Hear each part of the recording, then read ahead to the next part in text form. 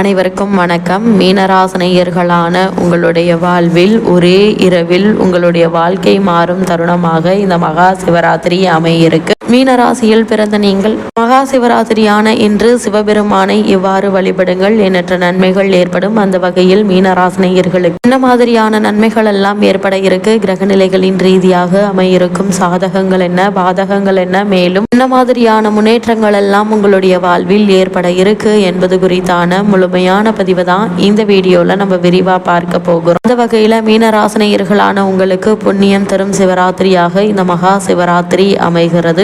மகா சிவராத்திரியினுடைய சிறப்புகள் என்ன என்று பார்க்கும்போது சிவபெருமானுக்குரிய முக்கிய விரத வழிபாடுகளில் ஒன்றாக இந்த மகா சிவராத்திரி அமைகிறதுங்க. இந்த மகா சிவராத்திரியில் சிவனை வழிபட்டால் பலவிதமான துன்பங்களிலிருந்து விடுபடலாம் என்பது நம்பிக்கை. அன்றைய தினம் சிவபக்தர்கள் இரவு முழுவதும் தூங்காமல் கண் விழித்திருந்து சிவநாமத்தை உச்சரித்தபடி சிவனை வழிபடுவார்கள். ஒவ்வொரு மாதமும் சிவராத்திரி தினம் வந்தாலும் மாசி மாதத்தில் வரும் தேய்பிரை சதுர்த்தசி நாளையே மகா சிவராத்திரி என்று போற்றி வணங்குகிறோம். மகா சிவராத்திரி பற்றி பல புராண தகவல்கள் உள்ளன. அவற்றை பற்றி ஒவ்வொன்றாக பார்ப்போம். அவற்றில் முதலாவதாக பிரளய காலத்தின் போது பிரம்மனும் அவரால் படைக்கப்பட்ட அனைத்து ஜீவராசிகளும் அழிந்துவிட்டன. இதையடுத்து அன்றைய இரவு பொழுதில் பார்வதி தேவி சிவபெருமானை நினைத்து பூஜை செய்தார். 4 ஜாமங்களிலும் இரவு முழுவதும் ஆகம விதிப்படி அர்ச்சனை செய்தார். அம்பிகை இவ்வாறு சூரிய அஸ்தமன நேரம் முதல் மறுநாள் சூரிய உதயம் வரை பூஜை செய்த காலமே மகா சிவராத்திரி என்று அழைக்கப்படுகிறது. இந்த பூஜையின் முடிவில் பார்வதிக்கு சிவபெருமான் காட்சி கொடுத்தார். அவரிடம் சிவராத்திரி அன்று சூரியன் மறைந்தது முதல் மறுநாள் காலை சூரியன் உதயமாகும் வரை தங்களை பூஜை செய்பவர்கள் யாராக இருந்தாலும் அவர்களுக்கு எல்லா விதமான பாக்கியங்களையும் தந்து முடிவில் மோட்சத்தையும் அளிக்க வேண்டும் என்று பார்வதி தேவி வேண்டினார். சிவபெருமானும் அப்படியே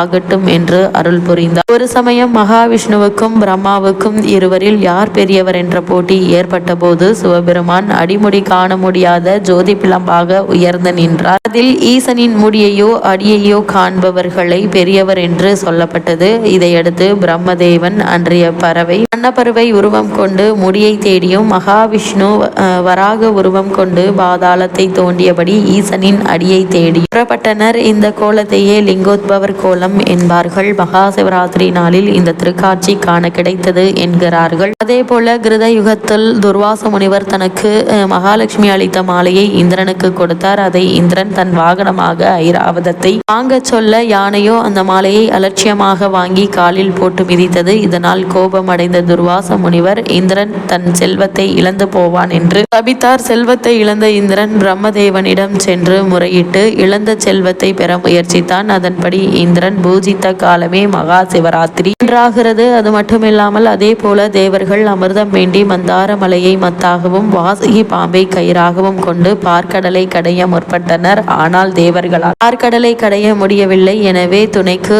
அசுரர்களை அழைத்தார்கள். அசுரர்களும் தேவர்களும் சேர்ந்து திருப்பார்கடலை கடைந்த போது ஆலகாலம் என்ற கொடிய விஷம் வெளிப்பட்டது.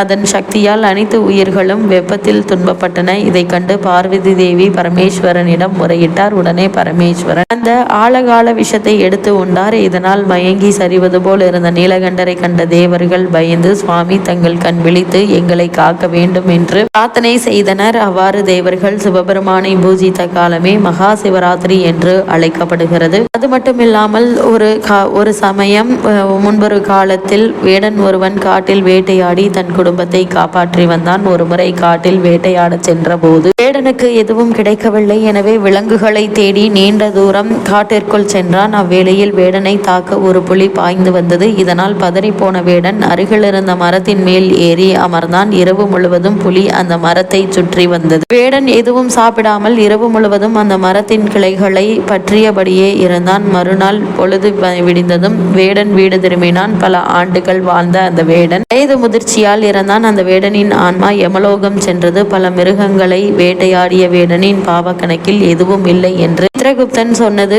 யமனுக்கு அதிர்ச்சி அளித்தது. வேடன் செய்த புண்ணியம் என்ன என்று பார்க்க முன்பு புலிக்கு பயந்து வேடன் ஏறி அமர்ந்தது. வில்வ மரமாகும் அன்றைய தினம் மகா சிவராத்திரி. பயத்தில் கைகள் நடுங்க கிளைகளை பற்றி இருந்ததால் அந்த நடுக்கத்தில் வில்வ இலைகள் உதிர்ந்து கீழே விழுந்தன. வில்வ இலைகள் விழுந்த இடத்தில் ஒரு பழமையான சிவலிங்கம் மண்ணில் புதைந்திருந்தது. மகா சிவராத்திரி அன்று சாப்பிடாமல் வில்வ இலைகளால் சிவலிங்கத்தை அர்ச்சனை செய்த புண்ணியம் வேடனுக்கு கிடைத்தது என்பதை யமதர்மனும் சித்திரகுப்தனும் அறிந்தனர். அந்த வகையில் இந்த மகா மகா சிவராத்திரியான இத்தருணங்கள்ல சிவராத்திரி விரதம் இருப்பவர்கள் தெரியாமல் செய்த பாவங்களுடன் தெரிந்தே செய்த பாவங்களும் நம்மை விட்டு நீங்கும் என்பது ஐதீகம். சிவராத்திரி விரதத்தை யார் வேண்டுமானாலும் கடைபிடிக்கலாம். வருடம் முழுவதும் விரதம் மேற்கொள்வது, 100 அஸ்வமேத யாகம் செய்வது, பலமுறை கங்கையில் நீராடுவது ஆகியவை கூட ஒரு சிவராத்திரி விரதத்திற்கு ஈடாகாது. அந்த வகையில் மீனராசினியர்களான நீங்கள் இந்த மகா சிவராத்திரி தினமான இன்று நீங்கள் சிவபெருமானை எவ்வாறு வழிபட வேண்டும் என்று பார்க்கும்போது,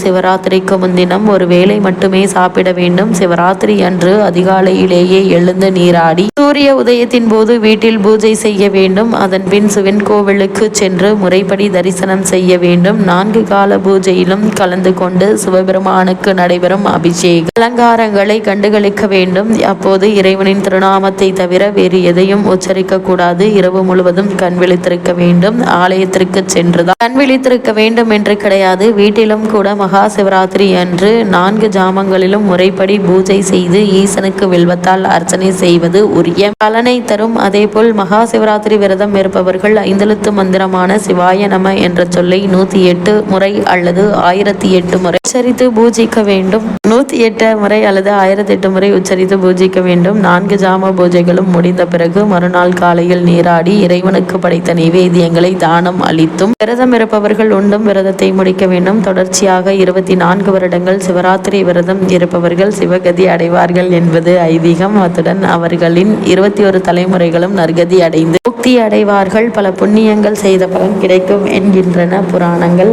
அந்த வகையில் மீனராசினியர்களுக்கு இந்த மகா சிவராத்திரியான இன்று மேலும் என்ன மாதிரியான நன்மைகள் எல்லாம் உங்களுடைய வாழ்வில் ஏற்பட இருக்கு என்று பார்க்கும்போது, இக்காலகட்டத்தை பொறுத்த வரைக்கும் வக்ரமாக இருக்கும் ராசிநாதன் குரு மறைமுகமாக சில இடைஞ்சல்களிலிருந்து உங்களை காப்பாற்றுவார். லாபஸ்தானத்தில் தன குடும்ப அதிபதி வக்ரமாக இருக்கும் ராசிநாதன் குரு மறைமுகமாக சில இடைஞ்சல்களில் இருந்து உங்களை காப்பாற்றுவார். லாபஸ்தானத்தில் தன குடும்ப அதிபதி செவ்வாய் உச்சத்தில் இருப்பது சிறப்பு. இடம் வாங்குவது, வீடு வாங்குவது போன்ற செயல்கள் உங்களுக்கு கை கொடுக்குங்க. உறவினர்கள் வருகை உங்களை மகிழ்ச்சி படுத்தும். சிலர் நீண்ட தூர பயணங்கள் மேற்கொள்வீங்க. 3க்குரிய சுக்கிரன் உங்களுடைய ராசிக்கு 12ஆம் இடத்தில் இருப்பதால் நீங்கள் சற்றும் எதிர்பாராத ஒரு பணமோ மகிழ்ச்சி செய்தியோ உங்களை வந்து சேரக்கூடிய ஒரு தருணமா இக்காலகட்டம் அமையிருக்கு. திருமணத்திற்காக காத்து கொண்டிருக்கும் மீனராசினியர்களான உங்களுக்கு சிறு முயற்சியிலேயே நல்ல ஒரு வரன் அமையிருக்குதுங்க. புத்திர பாக்கியத்திற்காக பல வருடங்களாக இயங்கிக் கொண்டிருப்பவர்களுக்கும் கூட புத்திர பாக்கிய யோகம் கிடைக்க இருக்கு. உத்தியோகத்தில் பல மாற்றங்கள் நிகழ இருக்குங்க. இவை அனைத்துமே நீங்கள் விரும்பியபடி ஒவ்வொரு மாற்றமாக உங்களுடைய வாழ்வில் ஒரே நாளில் ஏற்படுவதற்கான வாய்ப்புகள் நிறைந்திருக்கு. இத்தருணங்கள்ல மீனராசினியர்களுக்கு கிரகநிலைகளின் ரீதியாக கூறப்பட்ட பரிகாரம் என்ன என்று பார்க்கும்போது, வீட்டிற்கு அருகாமையில் உள்ள சிவாலயத்திற்கு சென்று சிவபெருமானுக்கு வில்வ இலை கொண்டு